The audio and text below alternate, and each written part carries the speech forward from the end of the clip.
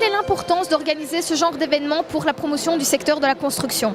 C'est important de pouvoir effectivement avoir ce genre d'initiative pour sensibiliser un maximum de jeunes qui sont parfois dans des choix d'orientation scolaire et leur montrer certainement qu'il y a des secteurs qui sont porteurs d'avenir aujourd'hui à Bruxelles. On sait par définition que la construction durable est un axe sur lequel le gouvernement travaille. Je l'ai fait comme ministre de l'économie et de l'emploi. Aujourd'hui, je le fais avec ma casquette environnement. C'est la rénovation du bâti bruxellois qui est en cause. C'est aussi extrêmement important, c'est toutes les économies d'énergie, c'est des technologies qui bougent, qui changent. Et je pense qu'un moment comme celui-ci, qui est partagé avec toute une série de pairs, de personnes avec qui ils peuvent échanger, discuter et se projeter, est essentiel. Het opleidingsaanbod voor werkzoekenden in Brussel is uitgebreid en gevarieerd.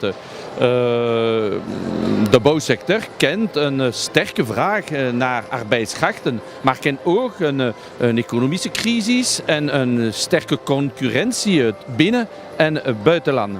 In deze context bieden Brussel Formation, VDAB en hun partners verschillende opleidingen voor diverse doelgroepen aan. Quelle importance a le plan régional donc de l'économie circulaire pour le secteur de la construction? Mais il est fondamental pour le secteur de la construction dans la mesure où il permet d'anticiper toute une série de demandes, d'évolutions.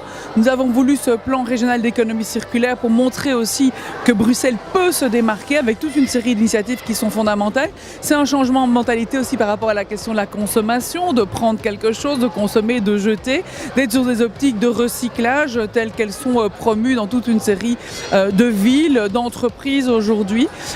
Et je pense qu'aujourd'hui les jeunes sont très en phase aussi avec ce type de nouvelle économie.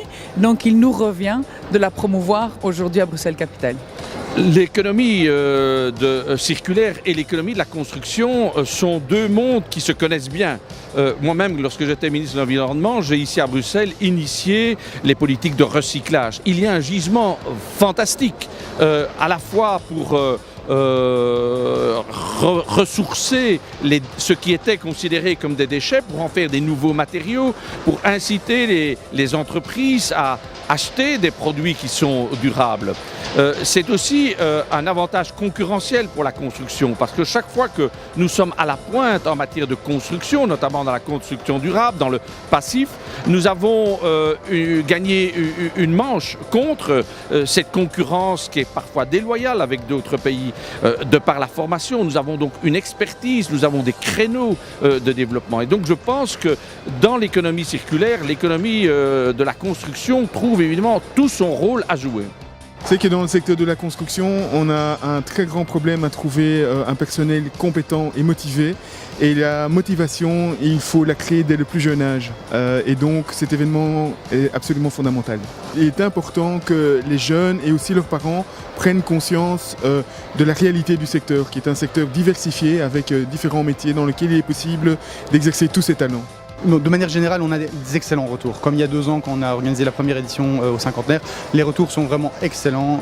Tant les professeurs que les élèves sont vraiment ravis des activités qu'ils ont pu faire. Le point d'orgue, vraiment, c'est l'aspect pratique. Très rapidement, on se rend compte qu'il y a des élèves qui ont des facilités ou des affinités avec certains métiers, certaines pratiques. Il y a des gens qui devaient rester une vingtaine de minutes sur un stand, après 45 minutes sont toujours là. On est obligé de leur dire il y a d'autres choses à faire tellement ils sont emballés par ce qu'ils sont en train de faire. Et c'est vraiment très agréable à voir. L'avenir est à 2 mains.